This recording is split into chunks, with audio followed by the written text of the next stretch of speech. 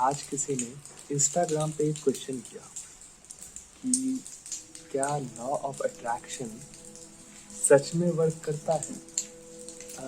क्या वो जो हम चाहते हैं हमें सच में मिल जाता है, कि क्या अगर हम किसी भी चीज़ को डीपली चाहें तो वो हमें मिल जाएगा,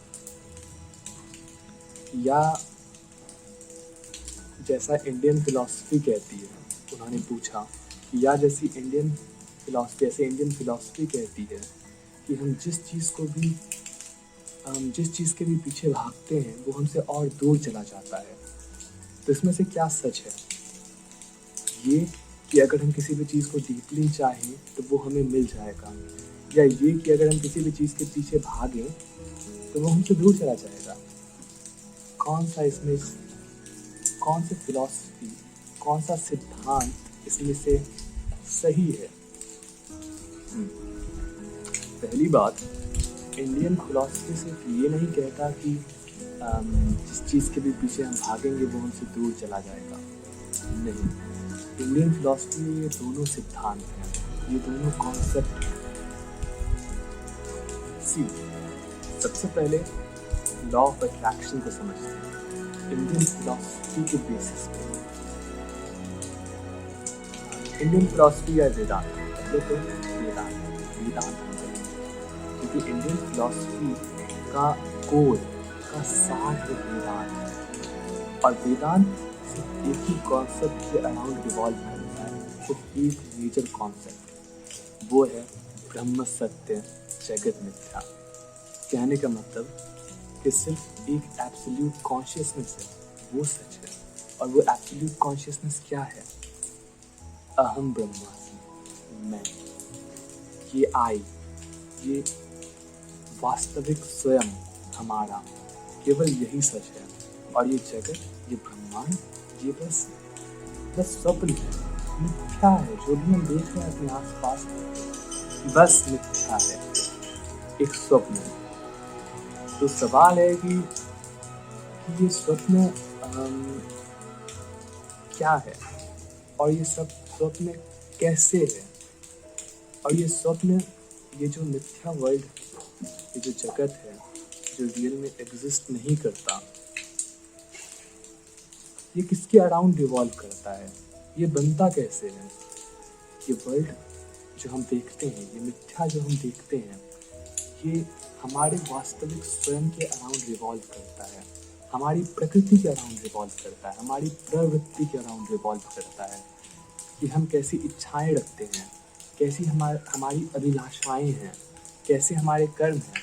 जो हमारा नेचर है वही हमारा कर्म बन जाता है। जैसा हमारा नेचर है वही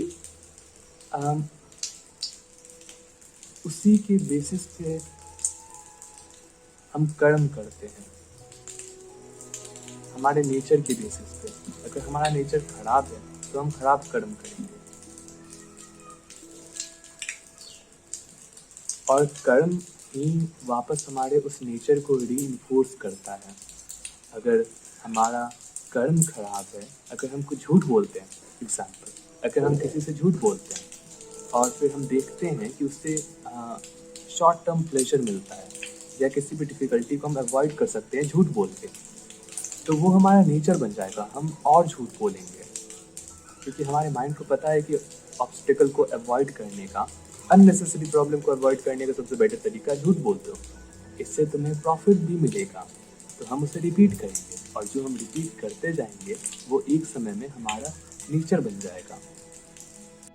और नेचर ही कर्म तय करता है, कर्म ही वापस नेचर को रीइंफोर्स करता है। और ये नेचर आता कहाँ से? इच्छाओं से। तो हमारी इच्छा, हमारे नेचर और हमारे कर्म के अराउंड ही ये वर्ल्ड रिवॉल्व करता है जिसमें हम हैं। तो अगर एक बंदे का इच्छा है, अगर एक बंदे की प्रवृत्ति है कलेक्ट करना, एग्जाम्पल बिलियनियर्स, उन्हें अच्छे कार कलेक्ट करने का शौक होता है, बहुत सारा धन गैदर करना है, बहुत रेपुटेशन गैदर करना है, बस कलेक्ट करना है। तो इंडियन फिलॉसफी के अकॉर्डिंग, वेदांत के अकॉर्डिंग, भगवान उन्हें अगले जन्म में वही जन्म देंगे, वही योनि देंगे जिससे उनका ये इच्छा नेचर फुलफिल हो सके। एग्जाम्पल, वो मधुमक्खी बन के जन्म ले सकते हैं। भगवान या कहो नेचर उन्हें मधुमक्खी बना के जन्मा देगा और बोलेगा कि तुम्हारा इच्छा था गैदर करने का ना, तुम्हारा नेचर था, तुम्हारी प्रवृत्ति की गैदर करना, अब जिंदगी भर मधु गैदर करते रहे। तो बेसिकली यही है, अगर हम कुछ चाहते हैं, अगर हमारी प्रवृत्ति जैसी है, अगर हम किसी भी चीज़ को डीपली चाहते हैं तो वो हमें मिल के रहेगा। कुछ लोग होते हैं बहुत ही एनिमलिस्टिक टेंडेंसी के, उन्हें बहुत सुख चाहिए, शारीरिक सुख, संभोग और विलास में ही उनका सब कुछ है, वही उनका नेचर बन जाता है। तो ऐसे लोग अगले जन्म में सुअर बन के जन्म लेते हैं। भगवान उन्हें कहते हैं जा अपनी इच्छाएं पूरी कर, अगर तुम्हारी प्रवृत्ति वही है तो उसे पूरी करो। एक बार जब तुम संतुष्ट हो जाओ तो वापस इंसान बन के जन्म लेना, फिर तुम्हारी स्पिरिचुअल जर्नी हम कंटिन्यू करेंगे वहीं से। तो इंडियन फिलॉसफी के अकॉर्डिंग जैसा हम चाहते हैं डीपली, भगवान हमें वही देते हैं। जैसी आपकी इच्छा आपको वही मिलेगा। और जब आप उस इच्छा, उस नेचर से संतुष्ट हो जाएंगे तब आपको आगे मिलेगा। संतुष्ट हो जाना मीन्स ये रियलाइज करना कि वो आपको सुख नहीं दे सकता, तो उसके बाद वापस आपकी स्पिरिचुअल जर्नी कंटिन्यू होगी। तो आपने दूसरी चीज़ पूछी थी कि क्या ये सच है कि जिस चीज़ के पीछे हम जितना भागते हैं वो और हमसे दूर चला जाता है, ऐसा प्रतीत होता है। तो इंडियन फिलॉसफी ये भी कहता है कि हम इच्छाओं के पीछे जितना भागेंगे हमें और अनसेटिस्फैक्शन मिलेगा। हमें समझ आएगा कि इच्छाएं कभी पूरी नहीं होती। वो हमसे जो भी चीज़ की हम तलाश करते हैं वो हमसे और दूर जाने लगता है। ये भौतिक चीज़ों की बात नहीं कर रहा, यहाँ उस चीज़ की बात हो रही है जो सारे इच्छाओं के पीछे है। सिंपल शब्दों में हम कहें तो हमारी जितनी भी इच्छा है, चाहे भोग विलास, चाहे कार इकट्ठा करना, पैसे इकट्ठा करना, संपत्ति इकट्ठा करना, नाम बनाना, इन सब के पीछे एक प्राइमरी इच्छा है। वो है एक परमानेंट हैप्पीनेस की इच्छा कि हम हमेशा खुश रहें, एक फुलफिलमेंट मिले जो परमानेंट हो। और ऐसा होता है कि जब हम किसी चीज़ के पीछे भागते हैं, बहुत कष्ट सहने के बाद हम उसे पूरा कर भी लेते हैं, तब भी ऐसा लगता है कि जिस चीज़ के पीछे हम भाग रहे थे वो हमसे दूर चला गया। रीज़न, जब हम इच्छा की वस्तु प्राप्त कर लेते हैं तो हमारा मन उससे भर जाता है,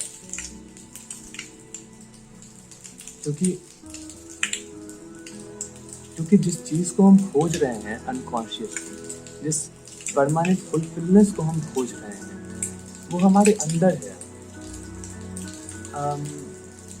सिंपल एग्जांपल देते हैं, एक मृग का, एक हिरन का, एक मृग जिसके अंदर कस्तूरी है।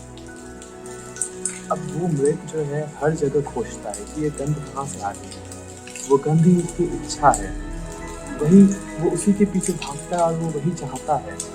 लेकिन जितना वो उसके पीछे भागता है उतना उसे लगता है कि वो गंध जो है उससे दूर भाग रहा है।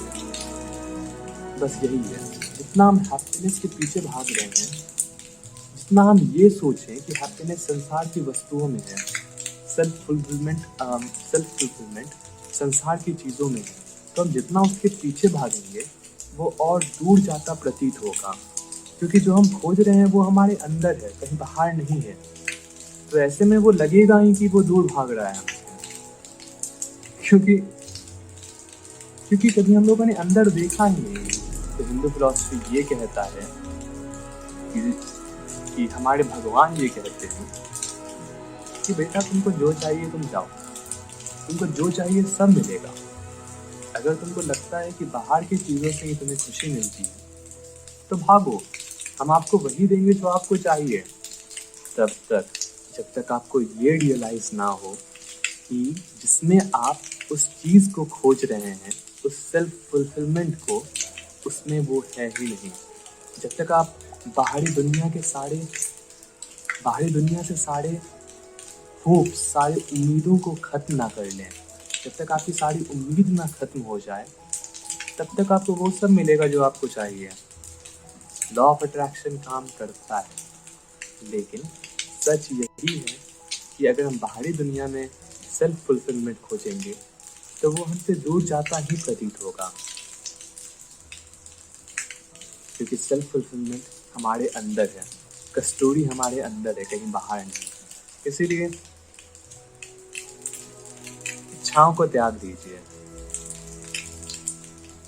और अपने अंदर खोजिए, अपने अंदर झांकिए, और जो भी आप चाहेंगे सब कुछ आपको वहीं अंदर मिलेगा, बाहर कुछ भी नहीं है। बट हाँ, लॉ ऑफ अट्रैक्शन काम करता है।